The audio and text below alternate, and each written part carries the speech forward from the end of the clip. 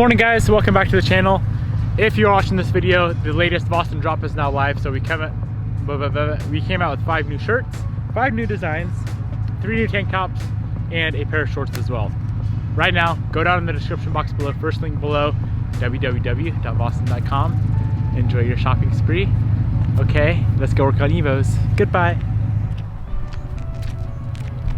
It actually worked out good because there's a broken Evo right there. What is up guys? Today is another day in paradise. Of course, we are going to be working on the beautiful Hyper Blue Evo 10 today, or Evo 8, I guess I should say. It's definitely not a 10. We may work on the 10 later. We do still have to put the steering wheel back in the car just so it's drivable, because currently we run a 17mm SK Tools wrench as our steering wheel. And while she does the trick, it's not ideal. I think today I'm going to tackle the thing I'm most nervous to tackle, and that is the wiring on this car. If you haven't been following this build, we took the factory fuse box, which is now under this nice little custom homemade box, but the factory fuse box sits right there. There's a ton of wiring that runs up and over the rail, or like the motor mount area right there, and all that's relocated to underneath the frame rail. Fuse box is right there. The ACD pump sits right here. Headlight, fender, bumper, all clear. This box just fine. It's all gonna be nice and hidden. We still have all of the wiring for the sensors and the injectors.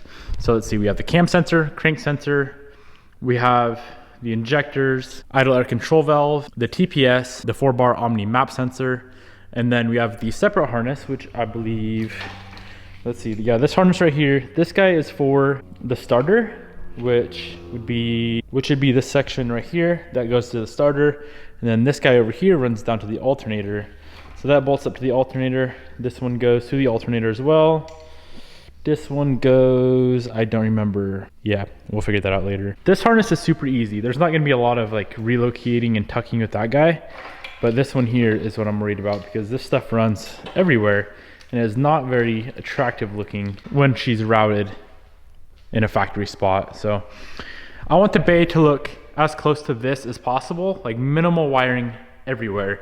We of course have the coil packs, so we're gonna have some wiring there. All the other harnesses though, I want to run underneath the intake manifold. So I guess let's just lower the car down on the ground so it's easier to work on and see what we can come up with. It may take a while, but we'll figure it out.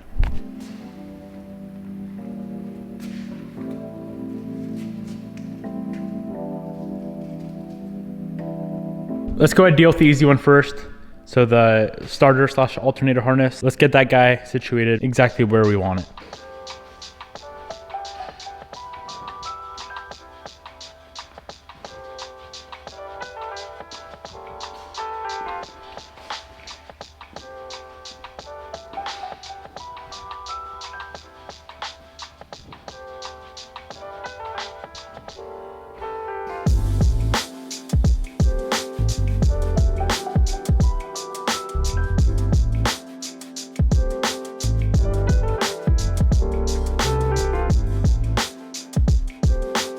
This is where we're at right now. I got that power harness ran.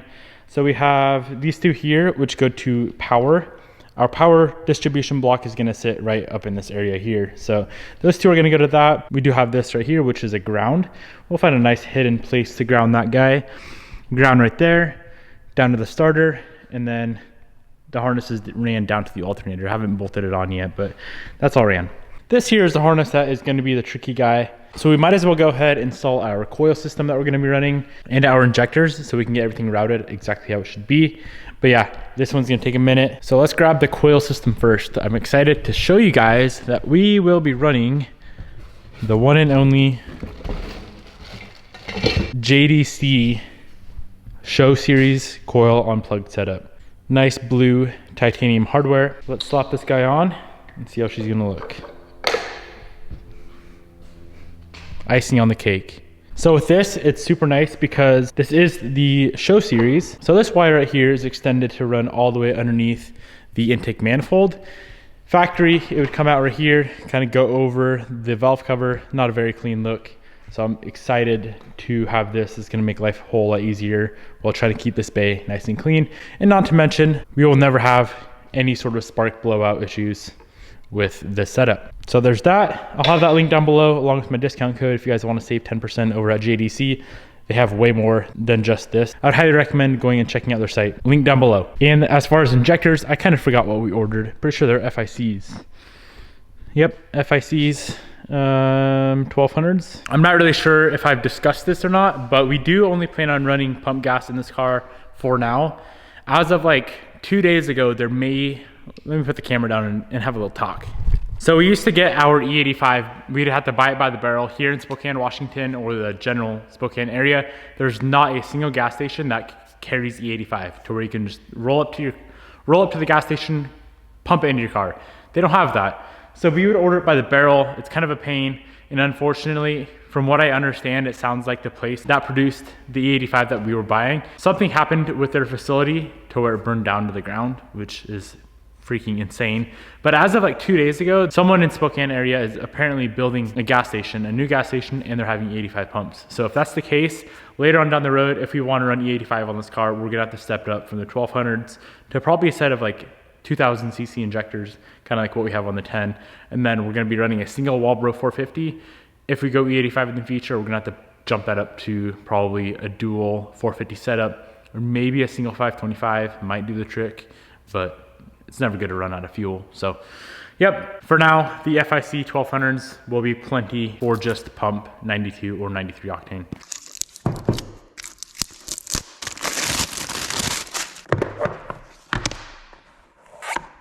What's actually really, really cool about the FICs, which I did not plan out whatsoever, but it's gonna match everything else in the bay. Look at the blue on the injectors versus the blue on the JDC hardware. Granted, you can't really see these things when they're installed. I guess you can a little bit. A little something like that. Either way, it's just a nice little addition, a nice little finishing touch that we didn't really plan for. Let's go ahead and get the injectors installed, the fuel rail installed, then we can move on to dialing in this wiring harness.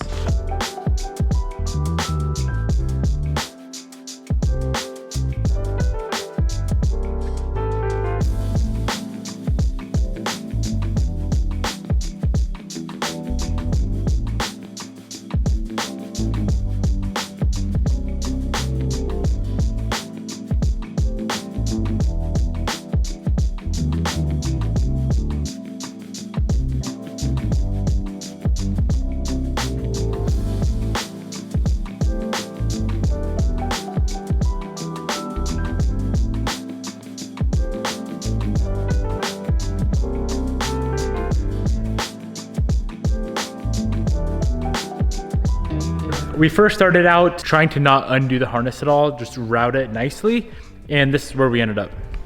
For starters, this is how the floor currently looks. Nice and beautiful. Here is all of the wiring that runs to the injectors. I believe that guy goes to a coil pack, it's injector, O2 sensor, and I believe the crank position sensor. So I'm just tearing this whole thing apart, kind of separating out all of the wires. I really don't want to start extending stuff if we don't have to. The main thing I am trying to get situated right now is all the injector wiring, because it's going to run underneath the intake manifold, and each harness for the injectors is going to come up through those holes right there, kind of loop over and bolt onto, or not bolt, but connect onto the injector. So that's what we're up to right now. Back to the time lapse we go.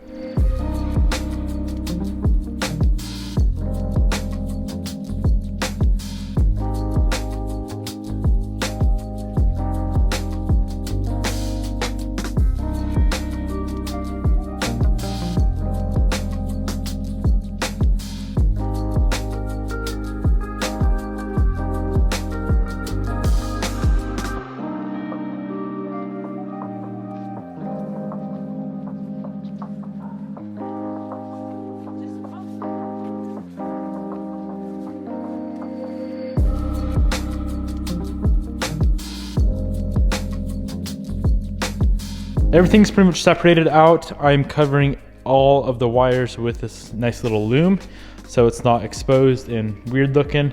But I ran out of the loom, so I'm gonna run into apparently our favorite store in the world. I feel like we're there every day, which is Harbor Freight.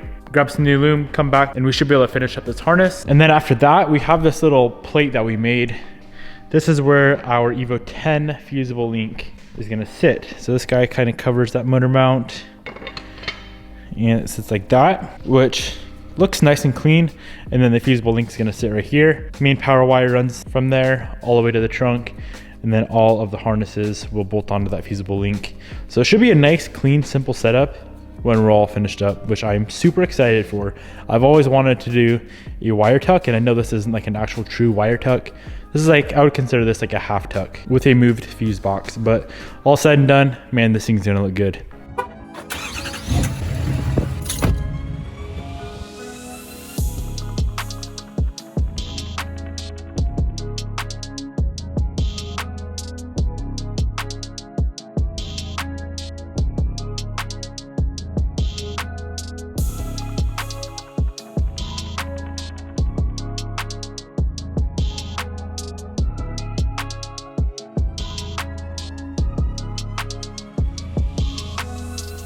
All right, made a ton of progress, and this is pretty much the completed look. Everything is wired up except for our fusible link.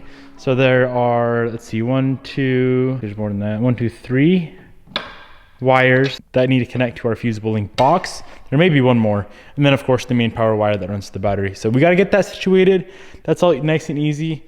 But for the most part, like, you don't really see all that many wires. Everything that's running to the intake manifold is done.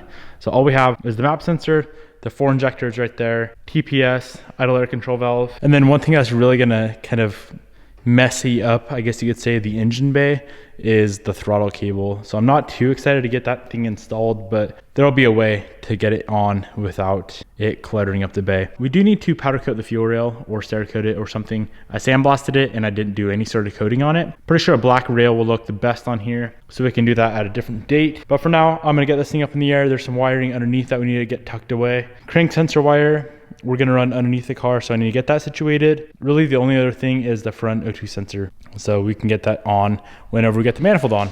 But overall, I'm hyped, I'm stoked. This is the best, by far, a bay is ever gonna look done by me. And in the future, I think we can make it even better. I don't know how, but we'll figure it out. All right, everything's tucked away underneath the car. What I did something similar to this, obviously not nearly as in-depth on the Black 8 that we just sold. And everything underneath the intake manifold was always kind of flopping around. So I made sure to actually secure everything, and yeah, we should be good. So let's move on to fabbing up our, what would you call that? The fusible link. So we need this guy here, actual fuses, the fuse holder, I guess you'd call it. And then we have the fuse box, or the fusible link cover itself. So this guy is gonna sit, let's see, I think she goes just like that. So on top here is where the main power wire that runs to the trunk is gonna connect. So how do we want this thing to sit? I guess it doesn't really matter, whatever's easier. Let's fab it up.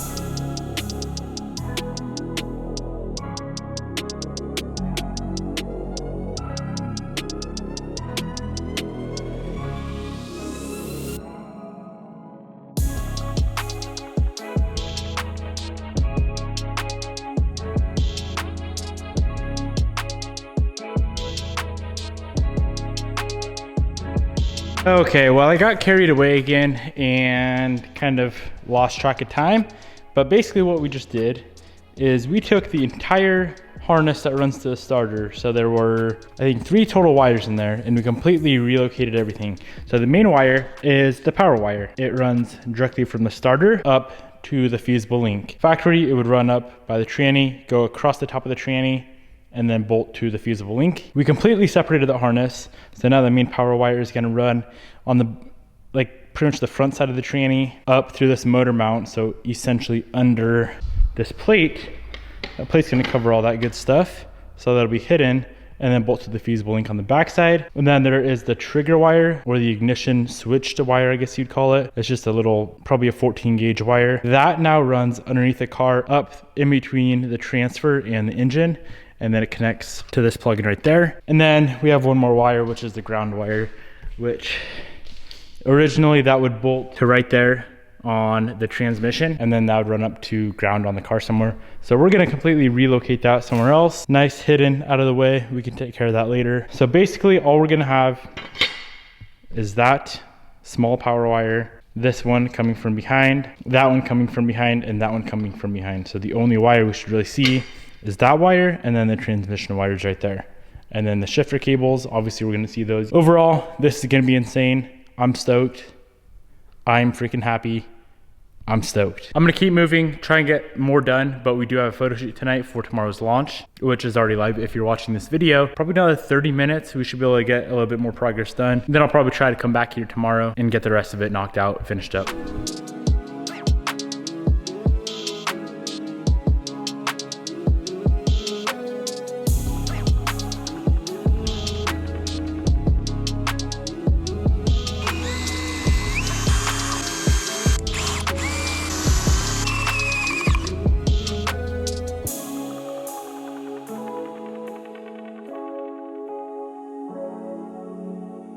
Okay, we got it mostly situated. Here's a rough idea of how everything's gonna look. So we pretty much just have one wire left on top. Nothing's connected to the actual fusible link, but that's just how everything's gonna sit. I don't know if we can relocate this wire somewhere else. I'm sure we could. Like extend it, run underneath the transmission, or maybe just extend it. I think I'm just gonna go back there with the other harness that's kind of hidden back there. Probably extend it, run it back there, and that'll look a little bit better. Overall, it's a fairly successful, what would you call that? Half wire tuck, 3/4 wire tuck. There's still wires, so it's not a complete wire tuck, I wouldn't call it. I know today was a lot of time lapses and I didn't really show you guys exactly what I did. Basically, all we did is pull apart all the looms, separate all the harnesses out, run everything to where it needs to be, zip tied it out of the way to where you can't see it. And that is the final result.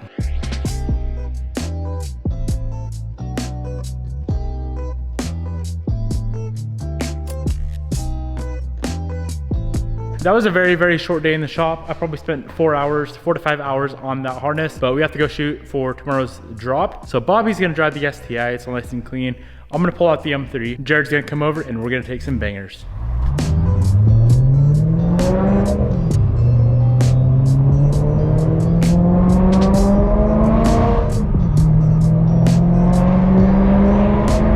All of us are running late. I was like 30 minutes late. Jared was like 10 minutes late. And Bobby was like 25 minutes late. So everyone's super stressed out right now.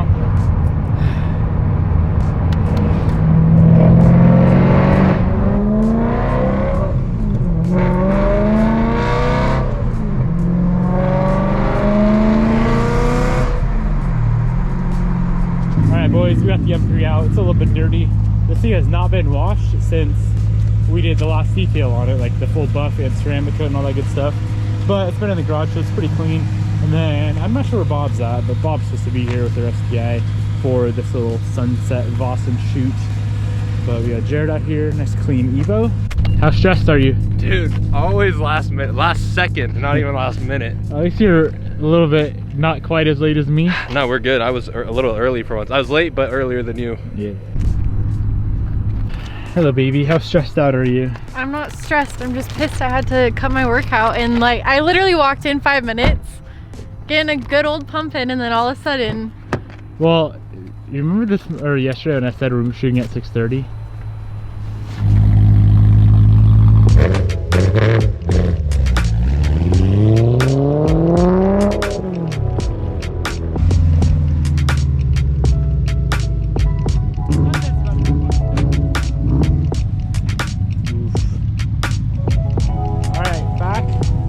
More, and then crank it, pull this way.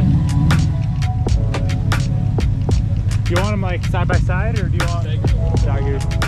Okay, get closer to the M. Like that? Yeah. Perfect. Bang, bang.